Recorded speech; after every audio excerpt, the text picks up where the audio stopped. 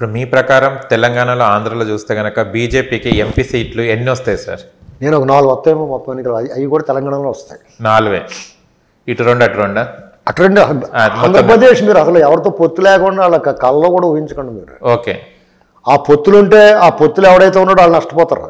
వీళ్ళకి ఇవ్వడం అంటే నేను మళ్ళీ చెప్తున్నాను, బీజేపీతో ఎవరు వెళ్తారు రాయగట్టుకుని బాగలేదు దూకినట్టే ఆంధ్రప్రదేశ్లో. కానీ కొన్ని తప్పని పరిస్థితులు వాళ్ళు వెళ్తారేమో, వెళ్తే ఎందుకంటే వాళ్ళకి తప్పనిసరి తద్దిన సిస్టము, వ్యవస్థలో ఎలక్షన్ కమిషను, పోలీస్ వ్యవస్థ, ఇలాంటి బర్డెన్స్ అన్నీ ఉన్నాయి వాళ్ళకి. కాబట్టి తెలుగుదేశం పార్టీ ఏమన్నా లొంగుతుందేమో చూడ. ఇప్పుడు వరకు లొంగలేదు.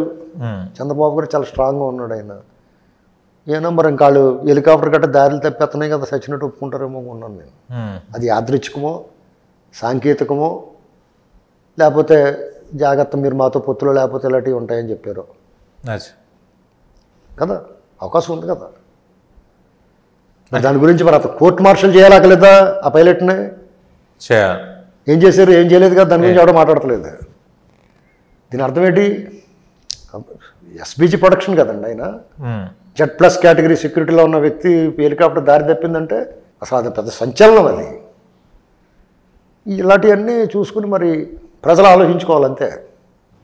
వాళ్ళ అధినేత వాళ్ళు కావాలనుకున్న నాయకుడు కొన్నిసార్లు తప్పనిసరి కొన్ని తలగ్గోవాల్సి వస్తే కూడా భరించాలి, దానికి అనుగుణంగా పోవాలి. ఏమైనా సీడా వదిలించుకోవాలంటే కొన్ని కఠినమైన నిర్ణయాలు తీసుకోవాల్సిందే. ఓకే, కానీ ఒక జగన్మోహన్ రెడ్డి గారికి ఢీ కొట్టడానికి ఇన్ని పొత్తులు అవసరమా? ఇప్పుడు టీడీపీ ఎందుకు పొత్తులతో ఎక్కువ జర్నీ చేస్తుంటుంటారు? జనసేనని పొత్తు అంటారు, ఒకసారి బీజేపీతోని పొత్తు అంటుంటారు.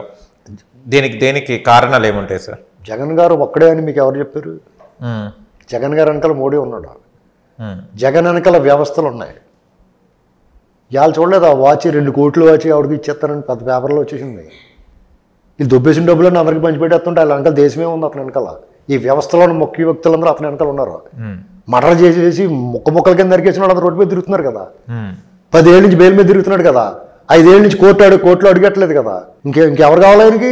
అందరిని ఎదుర్కోవాలంటే ఈ దేశంలోని అన్ని పార్టీలు కలిసినా పర్లేదు, తప్పలేదు. తేటండి ఎలక్షన్ కమిషన్ వెనకాల ఉంది కదా. 3 ఏళ్ల క్రితం ఉన్నదాన్ని ఇప్పుడు ముక్కుతో మూలుగుతో ఇప్పుడు ఆలోచన చర్యలు సిగ్గులేదు వాళ్ళకి. ఎప్పుడు కూడా వాడి తిరుపతి ఉప ఎన్నికలది బుద్ధి జ్ఞానం ఉంది వాళ్ళకి. ఇప్పుడు స్పందిస్తారా? వాళ్ళు ఏం చేయాలి? ఇది ప్రజాస్వామ్య దేశం అనుకుంటున్నారా? మీ బాబు జాగీర్ అనుకుంటున్నారా? ఇది మీ సొంత ఎస్టేట్లో వ్యాపారం అనుకుంటున్నారు? ఇది వాళ్ళు ఏం చేయాలి? ఇలాంటి పరిస్థితుల్లో మరి కలవకపోతే ఏం చేస్తారండి? వాళ్ళ ప్రయత్నాలు చేసుకుంటారు. ఇంకా ముఖ్యంగా నేను తెలుగుదేశం పార్టీ సపోర్ట్ అని కాదు, కానీ నేను గమనించింది ఏంటంటే తెలుగుదేశం పార్టీ వాళ్ళు ది డే బిగినింగ్ నుంచి కలిసి వచ్చిన వాళ్ళతో కలిసి వెళ్తారు. సంజయ్ విచార మంచితో కలుపుకున్నారు. సంజయ్ విచార మంచికి ఏమో 10 ఓట్లు పడతాయి ఇక్కడ మనకి 83లో. వాళ్ళు కలుపుకెళ్ళారు. తర్వాత వామపక్షాలతో కలిసి వెళ్ళారు, టీఆర్ఎస్తో కలిసి వెళ్ళారు, బీజేపీతో కలిసి వెళ్ళారు, ఆఖరికి వాళ్ళు బద్ద వైరులు ఆగర్భస్థితులు కాంగ్రెస్తో కూడా కలిసి వెళ్ళారు. వాళ్ళు ఎవరితో కలిసినా మనం తప్పట్టక్కర్లేదు. రొంకు చేయట్లేదు, సీక్రెట్ వ్యాపారం లేదు వాళ్ళ ఓపెన్. పొత్తు పెట్టుకుంటే పొత్తు పెట్టుకున్నామని చెప్పి వెళ్తున్నారు. అంతేగాని తెర వెనక బాగోతాలో మొగుడు తాము పులుసొత్తం కూడా ముద్దెట్టినట్టు ఏం చేయట్లేదు.